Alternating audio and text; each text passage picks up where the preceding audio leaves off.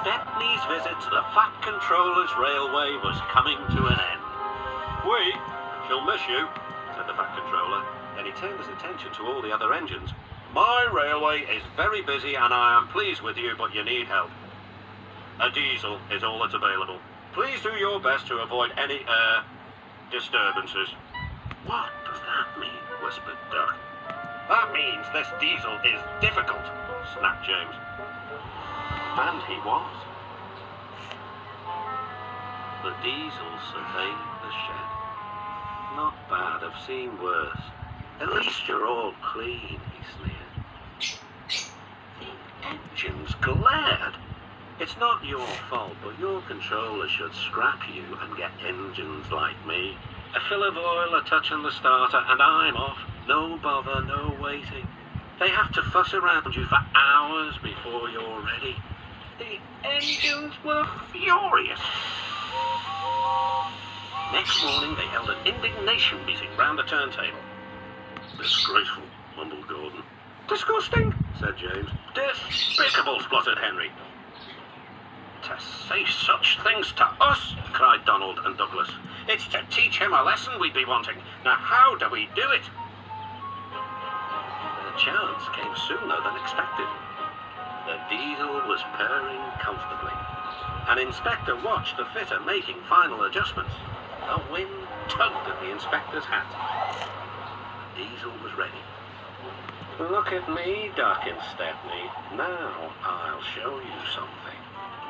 He rolled proudly towards his coaches. Then it happened.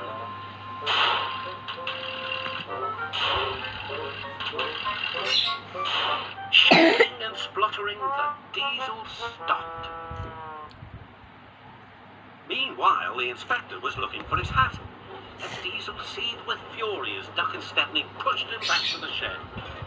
"My hat!" exclaimed the inspector. "You've sucked it through your air intake." "Bother your hat," said the Fat Controller. "The heavy train's due out.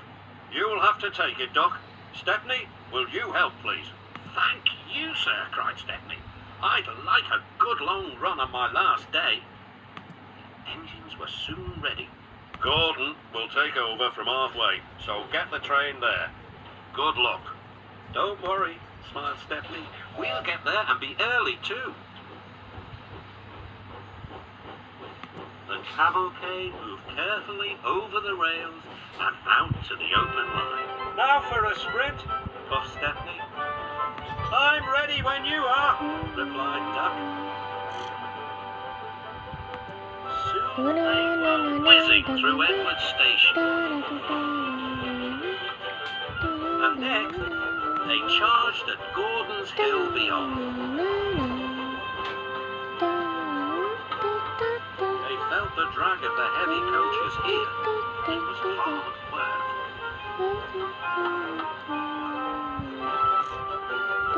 At last, they were running smoothly along the line towards the big station.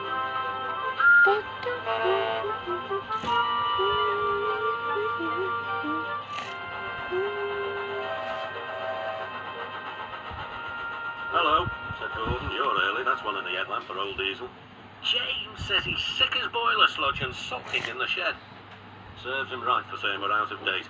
Gordon chortled away. Next day, everyone came to say goodbye to Stepney.